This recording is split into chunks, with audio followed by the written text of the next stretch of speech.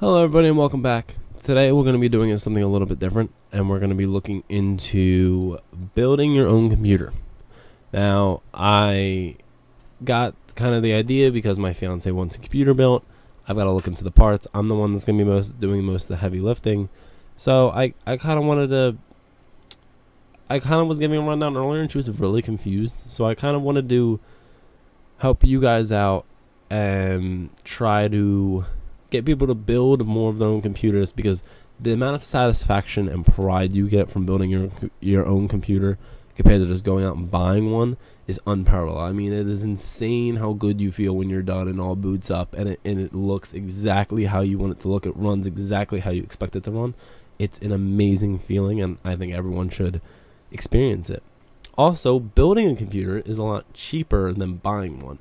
I know a lot of people don't really understand how or why, but it just depends on where you get the parts. Yes, building a computer can be more expensive than buying one if you don't know where to get the deals and the parts. Now, I primarily use 3 websites to get my parts. I use Micro Center. Now, granted, I live near one. I live near the one in St. David's, so that's the one I go to personally. I go to the store. I don't go to the web store. If you don't live near a Micro Center, which you can see all the locations right here, if you don't live near one, there's always Newegg and there's always Amazon. The only thing I will say about getting stuff shipped to your house is this is electronics you're talking about. One little tiny, if a guy in a truck drops it from his waist down, something's going to break. Something's going to go wrong, and it's going to be a hassle to get that part back, and that computer's not going to be working while you're getting the part back. So try to get as much of this stuff in store as possible. Best Buy sells some stuff, not a whole lot. They sell some stuff. I personally don't like Best Buy, but I understand some people do. So I'm not going to hold it, I'm not going to say, don't go to Best Buy because I don't like them. Because you do what you want, but don't expect me to go to Best Buy. So this whole kind of video is going to be broken up into 2 parts. And the website I kind of use to go over the parts is actually a pretty cool one. It's called PCPartPicker.com. And, I mean, you just search up PC Part Picker, and 9 out of 10 times it'll bring you right here. And it shows you all the parts. You can get your prices, your shipping, and where to get it. And it shows you the estimated wattage, which is really, really nice for when you're picking out a power supply. So, yeah, the whole kind of idea is going to be broken up into 2 parts. Part 1 here is just the basics on how to kind of figure out where your build's going to stand when you're done, figuring out a budget, figuring out what it's going to be used for, and how to get started on building and where to go for your parts, as I just showed. Part 2 is going to be a lot more advanced. We're going to talk numbers, we're going to talk gigahertz, we're going to talk hertz, we're going to talk about different monitor specs, we're going to talk about different video card specs, and we're really going to get in the meat and potatoes of this particular build on Brittany's, but it's also going to be used for all-round building knowledge of how to pick parts and know where to go for the deals and when to go to deals and what is good for a particular build that I would do and what she would do. And we would do 2 different builds, so it'd be a kind of a cool thing to kind of bounce off each other. So her build in particular, she owns a photography business, so she's going to be editing photos, editing videos, stuff like that, and she does the YouTube, so she's going to be editing videos and the making thumbnails and doing stuff like that. So we're gonna need it to run pretty quick and efficiently to export all of this stuff and to download all of this stuff. So our CPU is gonna have to be pretty beefy. It's gonna have to be a good amount of the budget. Now, I'm not gonna say 1% of the budget, but it's gonna be a good amount. So you want to allot a good amount, and that doesn't mean if your budget is $1,000, a good amount is not $200. A good amount is more around $300, because you can easily bundle a CPU and motherboard together for about $300 on most websites. If you give a little bit on the CPU, if it's in $1,000 budget, which this particular build for Brittany's, by the way, is a $1,200 budget, and I'll tell you why. Because she does the photography and the videos, but we're kind of broke, so we want the best bang for our buck, which is around $1,000, honestly. Around $1,000, you're gonna get like the best, on the cusp of the best stuff, but not too great where in 4 years you're gonna be playing, you know, the newest games. You're gonna have to upgrade this every 3 years about, but it's gonna be good enough to run what she needs it to run, which is The Sims 4, all her programs and such. If you're playing the new Modern Warfare, you might have to give a little bit on the graphics to get 60 frames a second, but it'll still run it. It's not gonna be a completely crap computer. So she's gonna want a little more on the CPU. She's gonna need a CPU cooler to keep that CPU temp down. I always recommend a CPU cooler. They're about $30. Just get some side money together and go get it. It will save your life. It saved mine, and it really keeps the fans a lot more calm than what they used to be. So next up on the list here is the motherboard. Now, motherboard really depends on the connections you're gonna have to it. Now, obviously, it's gonna have to be, you know, if you get an Intel CPU, it's gotta be able to hook up to an Intel processor. If you get an AMD CPU, it's gonna have to hook up into that AMD processor. You know, so it really is gonna depend on the CPU, what kind of motherboard you get. This, you don't really need to splurge. Yes, I will admit that if a transistor goes down, it could take down the rest of your system.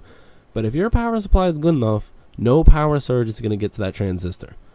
And transistors nowadays are built to last a long time on most motherboards. So you will get the 3 to 5 years needed out of this motherboard if you bundle it with a CPU, and you could get one for about $3 to $350. You know, again, combined with the CPU, and it'll work for the length of time you need it to. I'm not saying keep this PC for 15 years and expect it to work and not blow up, because it might.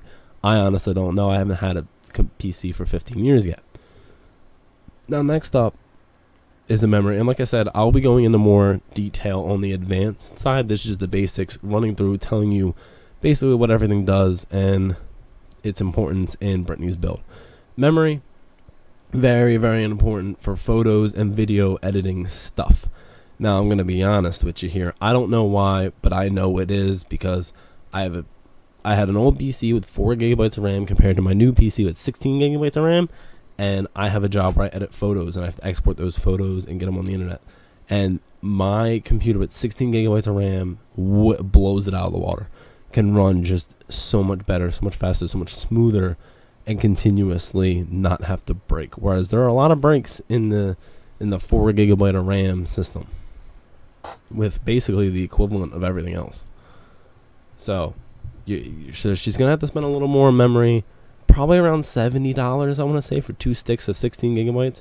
You don't need the fastest memory on planet Earth here. The top of the line DDR3 is still good. It still can keep up with the DDR4. You really don't need to go up too high. And you know, if you want to know the DDR3 and 4 differences, it'll be in the advanced one. It'll be a lot more you'll be able to catch on a little more. It's just it's a faster, and it's a way to measure the RAM speed and the RAM capabilities, basically. This is the way, or the memory speed and the memory capabilities, basically. Random access memory is the only reason I keep calling it RAM. Storage, you're messing with photos and videos, especially if you're a gamer. You're also messing with games. Games are about 60 gigabytes each nowadays. You're going to need a lot of storage. I personally have, I believe, on this system, a 2 terabyte hard drive with a 256 gigabyte solid state drive as well. So you are going to need a good amount of storage. I would probably recommend 2 terabyte to start off the bat for any computer build. It's $50. It's the cheapest. It's one of the cheapest parts of your build. Like, these two combined are about $120. So I would splurge for the 2 terabytes. It's really not that costly. Video card. This is a big one. If you're gaming like me, you are going to need a pretty good midfield one. Mine personally cost $600.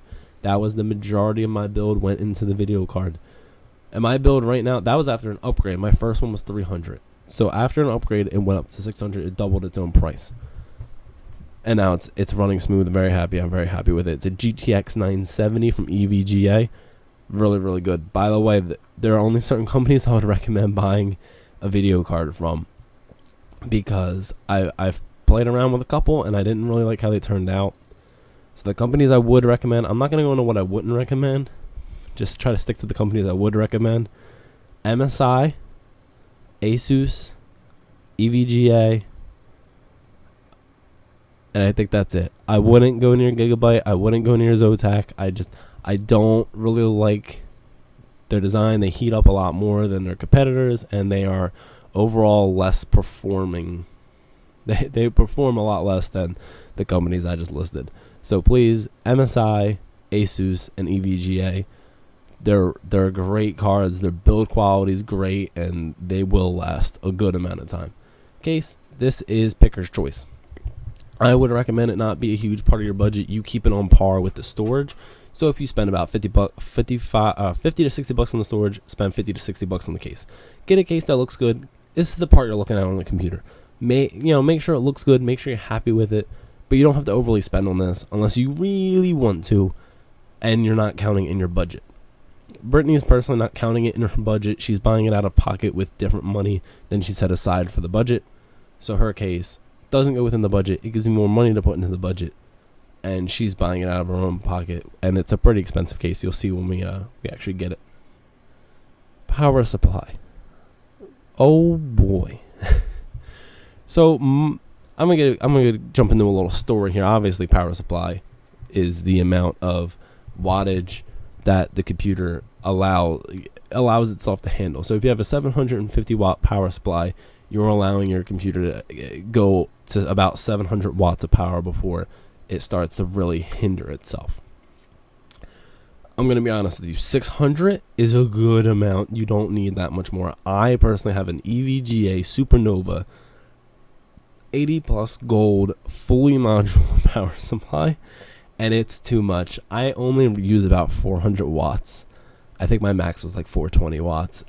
So I use a little bit over half, and you really don't need it. There's really no point to it. And it's not even that I wouldn't recommend. Higher is always better, but there is an overkill. But I would recommend here not going with an 80 bronze or 80 plus bronze. I would go with a semi-modular and above, which really means that it's how the wires are. So if you're a nut like me and you love cable management, fully modular means all of the cables plug in and out of the power supply. So the power supply is really just a box with a fan, and all the cables plug into it, and they plug in where they're going. So the cables, think of it as a USB port being plugged into a wall charger that then gets plugged into the wall. Think about it like that, where it's just the cable, and you basically have it down. Semi-modular means that all the stuff that plugs into the wall and some of the essentials that plug into the actual computer bits are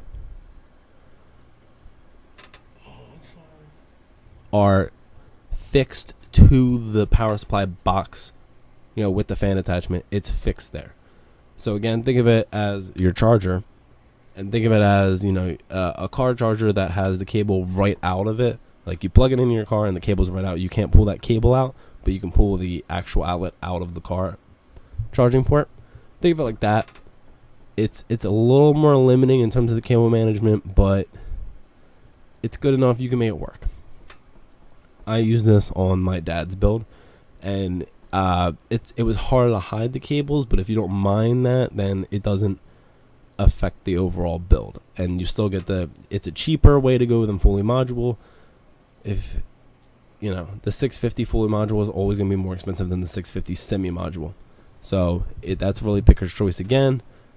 I would not go any lower than that, only because then it turns into a complete hassle, and the ratings go down from there. And when that 80 plus kind of starts to go down a lot, like once you hit bronze, they aren't as good. They say like they're rated at 650, but really they'll give you like 600, and really you want to keep it 50 under, so you're really only getting 550. So you're losing 100 watts, and that to me is ridiculous. I like what's advertised on the box to be what I'm getting 9 out of 10 times. Next one is an optical drive. you don't really need this anymore since CDs and DVDs are kind of not important. But if you want to play DVDs, if you want to play CDs, I would almost always recommend getting one, only because when you're setting everything up, everything that you have to download to that computer is going to be a CD.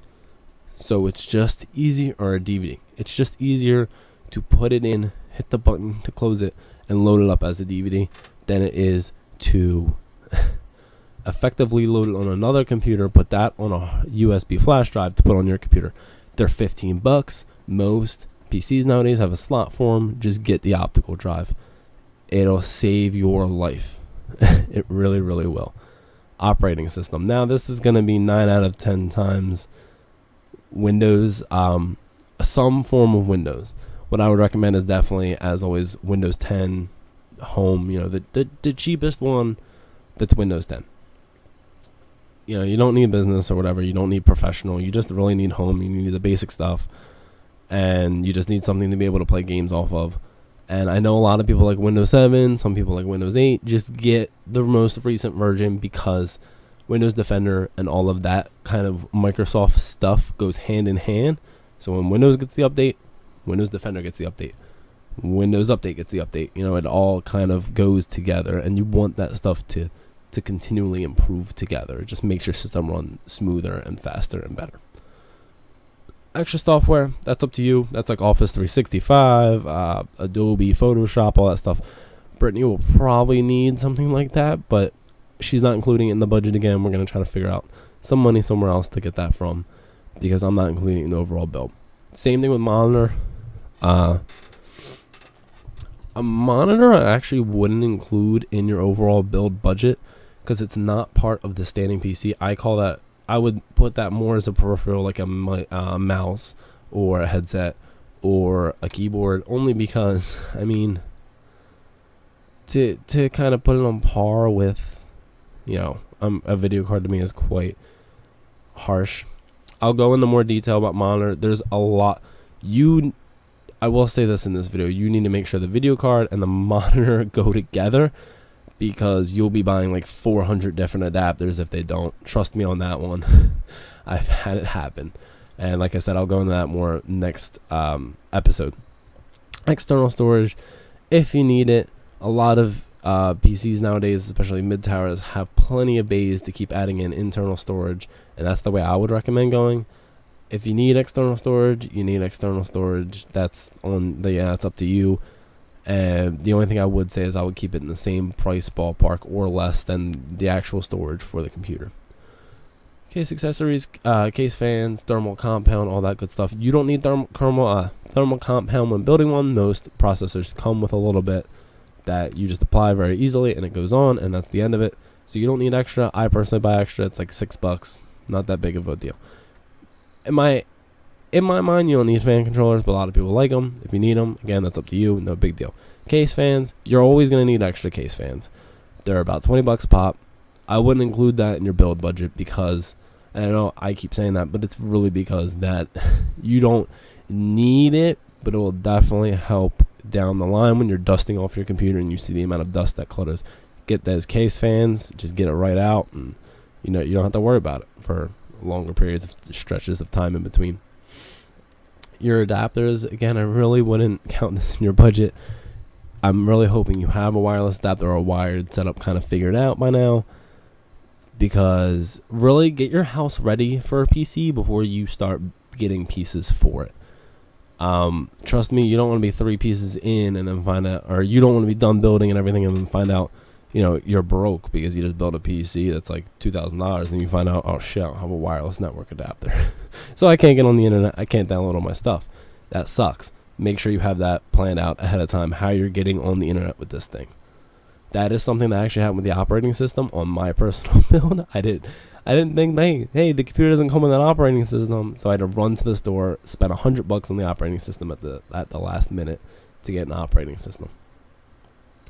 And peripherals, headphones, keyboards, mice, speakers. 9 times out of 10, you'll have all this stuff beforehand, either because you had an old computer or you had an old laptop or something like that in that regard. So you have that stuff. If you don't, for the moment, since you just spent a lot of money on the computer, I would recommend getting a $20 headset, a $30 keyboard and mic kind of combination, and then a cheap set of speakers for maybe $20. Altogether, what's that? 20, 50, 70 bucks altogether. You know, if there's tax, it goes up to probably 80. Just do that. You'll thank yourself later for it, and you can slowly upgrade that stuff as time goes on. In fact, I'm using a broken Razer Black Widow right now because they're so expensive to replace. I just haven't gotten the money to replace it, but I'm okay with it because it's programmable to move the keys around. So that's all I did. I just moved the C to a different key, and then that's the only key that's broken. So I'm all good. So this, I believe that's everything, guys. For at least the basics tutorial. If you have any questions, please leave them down below. But that's really the basics on how to get started on building a computer. Let me know what kind of build you're gonna do, and I'll try to, if you leave your build, the build you want, and the budget down below, I will try to find things to fit your budget and build, throw them down below for you. And if you don't trust my opinion on the matter, you can look up all the parts for yourself and try to figure it out. But I try to be as helpful as I can in that regard. So I hope you guys enjoyed. If you did, please leave a like. It really helps out. Like I said, comment down below, and subscribe to the channel if you want to keep seeing more. Part 2 will be heading your way soon enough. Until then, guys, goodbye.